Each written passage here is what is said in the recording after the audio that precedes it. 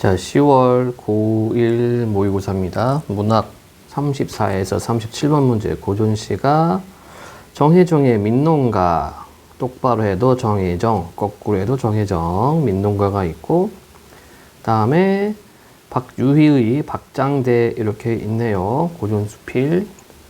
자, 그러면 문제 먼저 보도록 해보겠습니다. 34번 가와 나에 대한 설명이고, 35번은 문맥의미 파악하기 읽어가면서 풀이하면 되고, 36번도 문맥의미이긴 한데 여기 좀 섞여 있죠. A, B, C. 자, 그리고 37번은 박스입니다. 박스를 먼저 보고 들어갈 거고요. 그 다음에 선지를 보면 1, 2번이 가, 3번이 나, 그 다음에 4, 5번은 섞여 있는데 지금 이렇게 끊어져 있어요. 그러면은 얘는 가 지문을 먼저 분석한 다음에 바로 문제 제껴볼 수가 있겠습니다. 자, 37번 박스 보도록 하겠습니다. 가와 나는 비판의 주체 또는 대상으로 등장하는 사대부를 통해 조선후기 사회 문제 상황을 바라보는 사대부 작가의 의식세계를 형성하고 있다. 자, 그러면 우리가 가져갈 건 뭡니까? 가든 나든 비판의 주체 또는 대상, 사대부가 있다는 얘기네요. 자, 여러분들 사대부가 뭐예요? 사대부가 사는 선비고 대부는 관직에 올라가 있는 사람들을 의미합니다. 그래서 이것을 합쳐서 사대부라고 얘기를 하죠. 양반, 남성 양반이라고 생각하면 되겠고, 자, 가의 화자인 사대부는 농부의 삶을 가치 있게 바라보며 농부가 해야 할 일을 강조함과 동시에 정치 현실을 농사의 상황에 빗대어 비판하는 주체로 나타난다. 오호, 우리가 가져갈 것은 농부의 삶을 가치 있게 바라본다. 그리고 정치 현실을 농사 상황에 빗대어 비판한다. 이렇게 보면 되겠고, 나의 등장인물인 사대부는 무두장의 삶을 낮춰보는 위선적 태도를 보여줄 인물로 그려져 비판의 대상이 된다. 자, 이 무두장이는 가죽과 관련된 일을 하는 사람들이에요. 그러니까 가죽을 이렇게 뭐 동물 가죽을 벗겨서 계속해서 이게 좀 뭐라고 해야 되나? 좀 쓰기 편하게 다듬는 그런 일을 하는 사람들을 무두장이라고 합니다. 자, 그러면 지문 분석해 볼까요?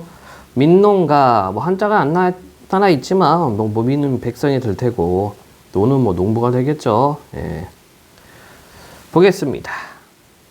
자, 종료는 뭐 가사에 해당이 됩니다. 자, 가사라고 하면은 3, 4조 또는 4, 4조 음수율의 사음보 율격의 연속체가 되겠습니다. 그러니까 여러분들 국어 공부할 때는 내가 공부하는 지문이 어떤 놈인지는 정체는 확실하게 파악을 하고 공부를 하는 게 좋죠. 네, 가사에 해당이 되고요. 자, 보자.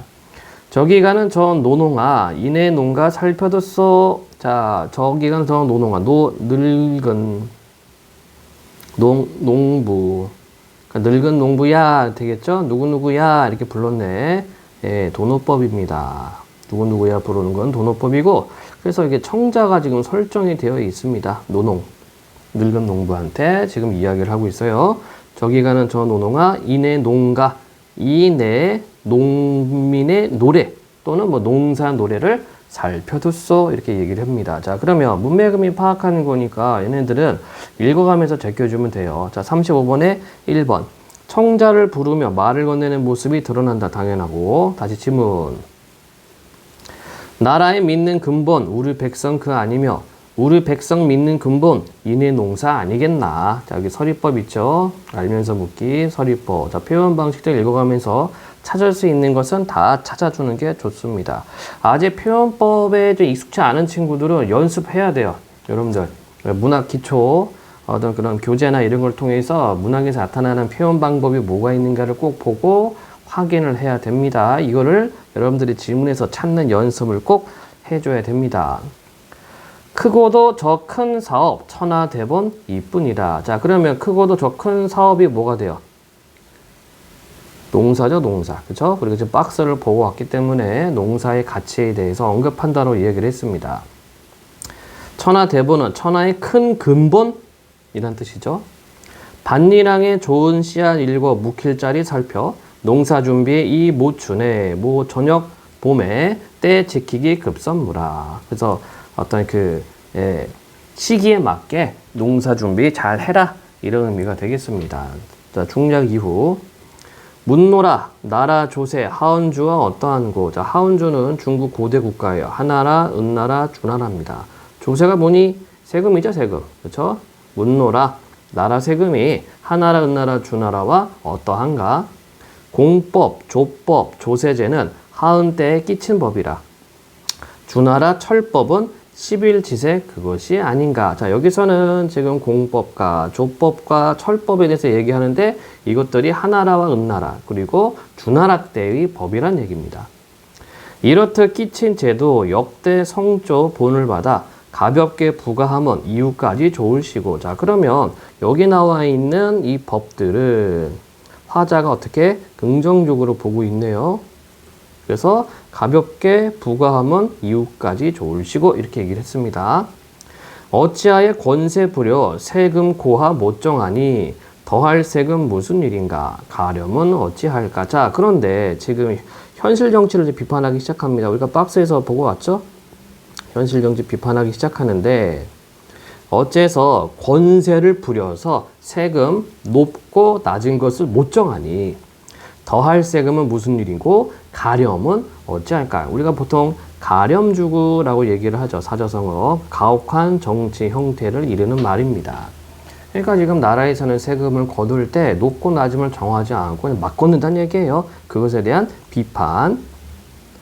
여러 나라 어디인가 길쌈 허탕 오늘이라. 봄엔 새실 먼저 팔고 여름 곡식 다시 내니 중어마다 저 조세를 세금을 어찌하니 두려울까. 두렵다는 얘기네. 서울의. 그러니까 여기 나와 있는 행위는 뭐예요? 세금 마련하기 위한 거죠. 그쵸? 예. 자, 영탄이 있고. 농부들아, 농사 때를 놓치게 되면 이내 중세 어찌할꼬. 그러니까 무거운 세금을 어찌할까? 번거롭다 사양하지 마오. 그러니까 농사 때 놓치지 말란 얘기입니다. 이 사이 저 사이에 섞어 핀 저 악초를 나쁜 풀을 어찌하여 용서할까? 자, 여기도 서리법 들어가 있죠? 용서 안 한다는 얘기입니다. 모든 뿌리 제거하세. 제거 못하면 어찌하리? 송인 알묘 이 때문이라. 자, 여기 송인 알묘는요, 이제 중국 고사가인인데 송나라 사람이 묘가 더디게 자란다고 해서 이거를 다 뽑아버려요. 그 알갱이를. 그래서 어리석음을 탓할 때 쓰는 겁니다. 그래서 이 악초를 제거해야 된다는 얘기죠. 그래서 제거 못하면 어찌하리? 송인알묘가 이 때문이라. 상한 새싹은 물론이요 뿌린 씨와 자라는 씨의 가정이라. 가혹한 정치. 그러니까 상한 새싹 그리고 뿌린 씨 자라는 씨 다 뭐 하는 거야? 세금을 매긴다는 얘기입니다. 금년에 못다 하면 명년 제초 풀 뽑는 거 누가 할까? 새싹 나오도 안 여무니 악초의 탓 그것이 아닌가. 자, 나쁜 풀 계속해서 탓하고 있죠. 그것이 아닌가. 서리법입니다. 그러면 우리가 이렇게 생각해 볼 수가 있어요. 그러면 악초가 단순히 뽑아야 될 풀만 의미하는 것이 아니라 뭐 탐관오리도 될 테고, 그렇죠? 또는 악법, 잘못된 제도나 어떤 법도 여기에 포함이 될 겁니다. 그래서 이걸 빨리 뽑아야 된다. 이렇게 화자가 이야기를 하고 있어요. 묘 논에 있는 가라지 간신과 어떠하며 조밭에 있는 쭉정이 오렁케 어떠한가. 자, 여기에는 대꾸법 들어갔네. 그래서 가라지 간신, 쭉정, 요란케 이게 다 뭐란 얘기입니까? 악초란 얘기네. 풍우 뒤에 비바람 뒤에 저 황충 도적대처럼 생기는구나. 자, 도적대처럼 직유가 되겠죠. 황충은 메뚜기입니다. 자, 니은 매김이 파악하기 35, 2번. 부정적 상황을 유발하는 자연물이 드러나죠. 예, 메뚜기. 다시 지문. 빼어난 저 큰 벼는 군자처럼 곤고하다. 형편이나 처지 따위가 딱하고 어렵다. 왜냐면은 주변에서 노리는 애들이 많다는 얘기지. 인해 농부 아니라면 우리 군자 기를 것인가? 하자꾸나 인해 농사 더욱 바삐 하자꾸나. 세금도 내려니와 현임 보필 않을 것인가? 어진 사람 보필하지 않을 것인가? 소인을 쫓고 군자 등용 왕실의 큰 정치라. 악초 제거 좋은 벼 재배 전가 금무로다. 전가는 농가, 그러니까 시골집이란 얘기니까 농가가 되겠죠. 농사지는 집. 그래서 악초 제거하고 좋은 벼를 재배하는 것은 농가의 급선무다. 저 농부야. 다시 힘써 하자꾸나. 자, 그래서 농사에서 이제 악초를 제거하고 벼를 잘 키워라, 뭐 키우자라는 의미이긴 하지만 이게 이제 현실 정치에 대한 비판, 이 탐관 우리들, 그리고 잘못된 제도들은 뿌리 뽑고 백성을 위해서 좋은 사람들을 가려 뽑아야 된다. 뭐 이런 의미로 우리가 받아볼 수가 있겠습니다. 자, 그러면 37번을 우선 가를 다 이렇게 제껴볼 수가 있을 것 같아요. 적절하지 않은 것은 가의 밭일항인 좋은 씨앗 읽어 묵힐 자리 살피고 모춘의 때를 지키라는 것에서 시기에 맞게 농부가 해야 할 일을 강조하는 화자인 사대못을 확인할 수 있지요. 두 번째, 가의 농부에게 악초를 제거하는 것과 소인을 쫓는 정치의 필요성을 함께 말하는 것에서 역시 맞고, 농사의 상황에 빗대어 정치 현실을 비판하는 화자인 사대부 태도를 확인한다. 되죠? 자, 이번에는 4의 앞부분입니다. 가의 화자인 사대부가 더할색은 무슨 일이냐고 하는 것은 등장인물인 당대 백성들의 어려움에 대한 사대부 작가의 인식을 확인한다. 자, 4번의 앞부분 맞습니다. 5번 앞부분. 가의 화자인 사대부가 농사를 천하대본이라고 하는 것에서 농부의 삶을 가치 있게 보는 모습을 확인할 수 있군. 되죠? 자, 5의 앞부분도 맞습니다. 자, 이렇게 놓고 보니까 지금 37번에 있는 선지, 가에 대한 설명은 다 맞다. 그러면 이제 나를 보고서 얘네들을 제껴주면 되겠죠. 자, 나지문 보도록 하겠습니다. 유희의 박장대. 보겠습니다. 자, 이 작품은 이제 고전 수필에 해당이 되고요. 대화체로 좀 이루어져 있습니다. 네. 보겠습니다. 비용이 정원을 거닐고 있는데 페랭이를 쓰고 동다리를 입은 어떤 사람이 지나가고 있었다. 걸음을 멈추고 그와 이야기를 나누었는데 갑자기 어떤 나그네가 이르러 깜짝 놀라 말했다. 자, 지금 상황을 여러분들 이렇게 볼 때 상황을 좀 파악을 해야 돼요. 비용하고 어떤 사람하고 대화를 하고 있는 거야. 대화를 하고 있는데 이것을 어떤 나그네가 이걸 보고 이야기하는 겁니다. 이 사람은 광주의 무두장이 거북입니다. 그대는 어찌하여 이 사람과 마주 앉아 있습니까? 이렇게 얘기를 했네요. 자, 그럼 이 어떤 사람이 누구야? 무두장이, 거북이란 얘기네요. 그러자 거북이 발끈 놓아여 말했다. 무두장이도 사람일 뿐입니다. 어찌하여 마주 앉지 못한단 말입니까? 자, 이렇게 놓고 보니까 요 나그네는 지금 이제 무두장이를 좀 비하하죠. 무두장이 신분적 차별을 좀 하고 있는 것 같아. 그러니까 지금 무두장이인 거북이가 화가 났어요. 어찌하여 마주 앉지 못한단 말입니까? 이렇게 이야기를 했네요. 자, 디귿 부분입니다. 35의 3번. 자신을 무시하는 상대의 발언에 대한 분한 감정이 나타나죠. 네, 맞고. 다시 질문입니다. 비용이 말했다. 무두장이는 살생을 업으로 삼으니, 살생, 동물 죽이는 거죠. 가죽을 얻기 위해서. 군자가 무두장이를 어질게 여기지 않는다. 거북이 말했다.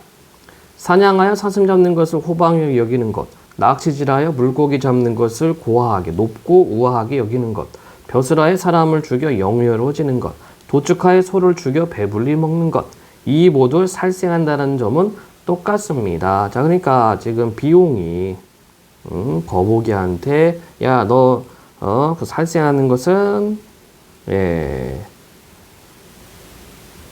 어질지 여기지 않아 이렇게 얘기를 하니까 이 거북이가 말하기를 야, 이거 다 살생 아닙니까?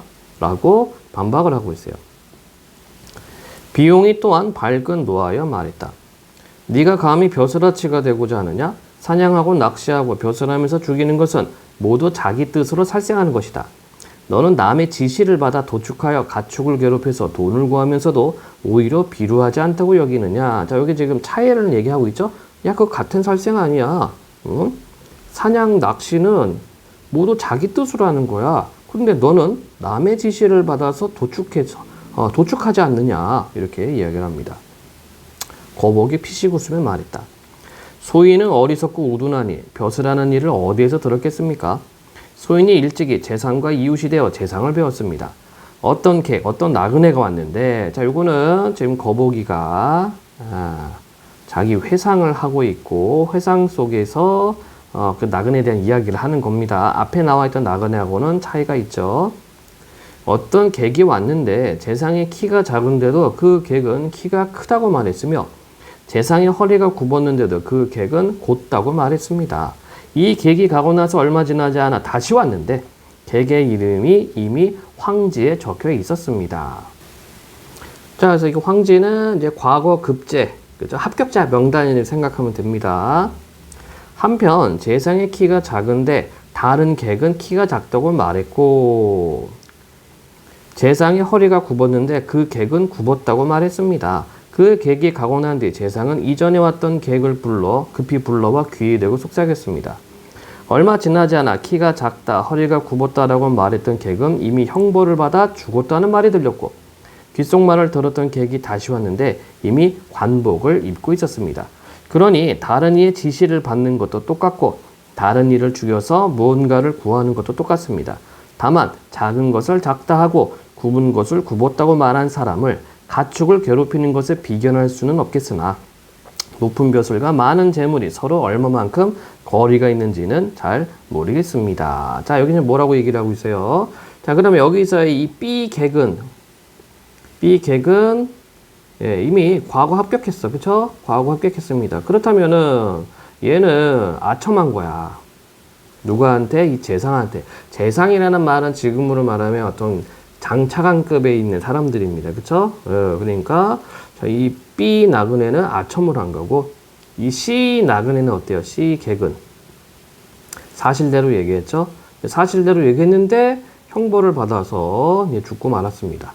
예, 그래서 요거를 빗대어서 지금 이 거북이라는 사람이 비용한테 얘기를 한 거죠. 야, 다른 게 뭐가 있어?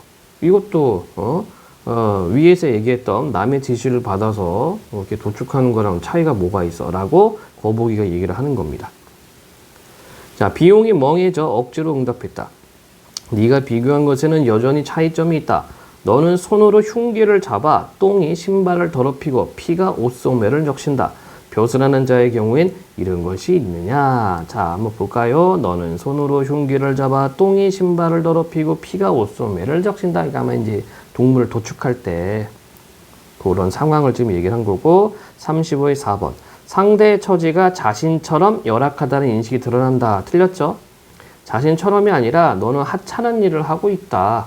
그렇죠? 사대부가 이런 일을 하겠느냐? 이렇게 이야기를 합니다. 따라서 35번에 적절하지 않은 것은 4번이고요. 다시 지문입니다. 거북이 또 피식 웃으며 말했다. 옹께서 분간하시는 것이 과연 이처럼 보잘것없군요. 남의 작은 키를 크다고 하고 남의 굽은 허리를 곧다고 하여 이름이 적힌 종이를 누렇게 물들인 것이 똥에 더럽혀진 신발에 가깝지 않습니까? 자, 마찬가지란 얘기죠, 이거 지금. 그죠? 네. 또 작은 키를 작다 하고 굽은 허리를 굽었다고 한 사람을 죽여 입은 옷을 붉게 물들이는 것이 어찌 피에 젖은 옷소매와 다르겠습니까? 역시 같다는 얘기입니다. 자, 여기 또 우리 표현법, 서리법 들어가 있는 거 체크 좀 하고 넘어가겠습니다. 법을 교묘히 엮고 형벌을 멋대로 사용하는 것은 또 어떻습니까? 저는 저의 도끼를 휘두르는 자이니 소인의 어리석음과 우둔함은 단지 고향 이웃들에게만 알려질 뿐입니다.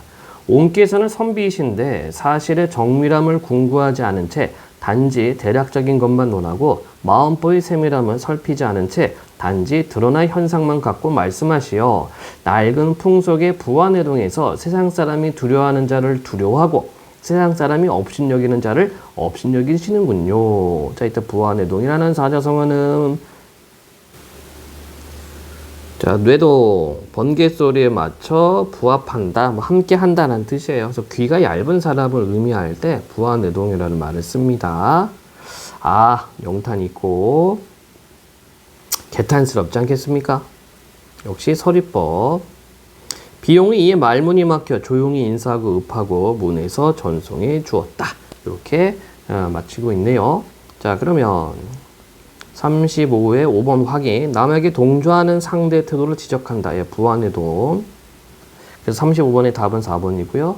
그 다음에 37번. 우리가 아까 가를 다 제껴놨습니다. 이제 나를 제끼면 되겠죠. 적절하지 않은 거. 자, 3번. 나의 무두장이는 살생을 업으로 삼는다는 비용의 말에 대해 모두 살생한다는 점에서 똑같다고 거북이 반론하는 것에서 맞고, 등장인물인 사대부의 위선적 태도를 비판하는 사대부 작가의 의식을 확인할 수 있죠. 자, 4번의 뒷부분입니다. 나에서 거북이 법을 교묘히 엮고 형벌을 멋대로 사용하는 것에 대해 등장인물인 사대부에게 말한다는 것에서 당대 백성들의 어려움에 대한 사대부 작가의 인식을 확인하죠. 5번 뒷부분입니다. 나의 등장인물인 사대부가 네가 감히 벼슬아치가 되고자 하느냐고 하는 것에서 신분 상승을 꾀하는 무두장이 틀렸죠. 자, 무두장이는 신분 상승을 원하지 않습니다. 이 부분이 틀렸다. 따라서 답은 5번. 무두장이가 얘기하는 것은 뭐였어요? 아니, 내가 하는 거 일하고 사대부가 하는 일하고 차이가 뭐가 있느냐? 라고 이야기를 한 겁니다. 자, 34번. 가와 나에 대한 설명으로 가장 적절한 것은, 가와 달리 나는 사물의 인격을 부여하여. 자, 사물의 인격 부여하는 게 뭐예요? 의인법. 자, 우리가 방금 나를 봤지만 의인법 없습니다. 두 번째, 나와 달리 가는 음성상징어를 활용하여. 자, 음성상징어는 두 개가 있죠. 의성어와 의태어가 있다. 가의 음성상징어 있었나? 네, 우리 체크를 안 해놨죠? 네, 없습니다. 가의 음성상징어 없고. 3번, 나와 달리 가는 열거와 연세의 방식을 통해 자신의 주장을 뒷받침하고 있다. 역시 마찬가지의 열거, 연세 없습니다. 여러분들 연세법을 잘 모르는 것 같은데 연세법 좀 설명을 할게요. 열거는 알고 있지요. 연세는요, 앞문장의 내용을, 이렇게 뒷문장의 내용을 다음 줄에 다시 땡겨오는 겁니다. 한번 예를 들어볼까? 나는 밥을 먹고 잠을 잤다. 이렇게 했는데 다음 행에 잠을 자다, 꿈을 꿨다 이렇게 쓰면 이게 연세법이에요. 꿈을 꾸는데 로또에 맞았다.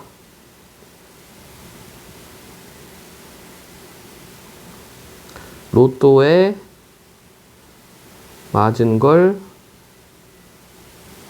확인하니 10원이었다. 이렇게 그냥 막 만들어내세요. 그냥 글씨 못 써서 미안합니다만. 자, 그럼 연세법이 뭐냐? 나는 밥을 먹고 잠을 잤다. 잠을 자다 이렇게 땡겨오는 거예요. 다음 행으로. 잠을 자다 꿈을 꿨다. 마찬가지죠. 꿈을 꿨다. 꿈을 꾸는데 역시 땡겨왔어요. 앞으로. 로또에 맞았다. 로또에 맞은 걸 역시 또 땡겨왔어요. 확인하니 10원이었다. 이런 걸 연세법이라고 하고, 보통 이제 고전 시가에서 연세법 많이 나오는데, 이황의 작품 도산 12곡의, 도삽이 아니죠. 도산 12곡에 연세법이 많이 나옵니다. 그러면 여러분들 이 작품 한번 찾아보시길 바라고요. 자, 4번. 가와 나는 모두 물음의 형식을 통해 상황에 대한 판단을 드러내고 있다. 자, 우리가 지금 나에서 확인한 게 뭐가 있었습니까? 서리법이 있었죠? 그러면 가에도 서리법이 있는지 확인하면 되죠. 서리법이 있죠? 네. 따라서 답은 4번이 되겠네요. 5번 확인. 가와 나는 모두 원경에서 근경. 없습니다. 원경, 먼 경치, 근경, 가까운 경치. 이렇게 되겠다. 34, 35, 36번 문제. A, B, C에 대한 이해로 가장 적절한 것은, 자, 다 나가내죠. A는, 거북이라는 사람, 무두장이다 라고 알려준, 나그네가 되는 거고, B는 과거 합격한, 나그네고, 얘는 좀 뭐랄까, 아첨하는 사람이었고요. 그 다음에 C는, 사실대로 말한 사람이죠. 그쵸? 사실대로 말한 사람인데 형벌을 받고 이미 이 세상 사람이 아닙니다. 이렇게 내용이 나와 있었습니다. 자, 그러면 가장 적절한 것. A는 C로 인하여 예상치 못한 상황에 처하겠네. 관계가 없죠. B는 C의 기대에 부합하는, 역시 관계가 없습니다. C는 B를 이용하여 자신의 목적, 역시 관계가 없고, A와 B는 자신이 처한 상황을 모면하기 위해 다른 인물 행동을 지지 아니고요. B와 C는 동일한 대상에 대한, 이때 동일한 대상이 누구? 그 재상. 상반된 평가. 그래서 B는 아첨을 했고 C는 사실대로 얘기를 했어요. 상반된 평가를 함으로써 서로 다른 상황에 처한다. 답은 5번이 되겠습니다. 자, 37번 우리 아까 답을 찾아냈죠? 자, 이렇게 해서 34, 35, 36, 37번 유희의 박장대와 정혜정 민농가 지문 및 문제풀이 마치도록 합니다. 끝.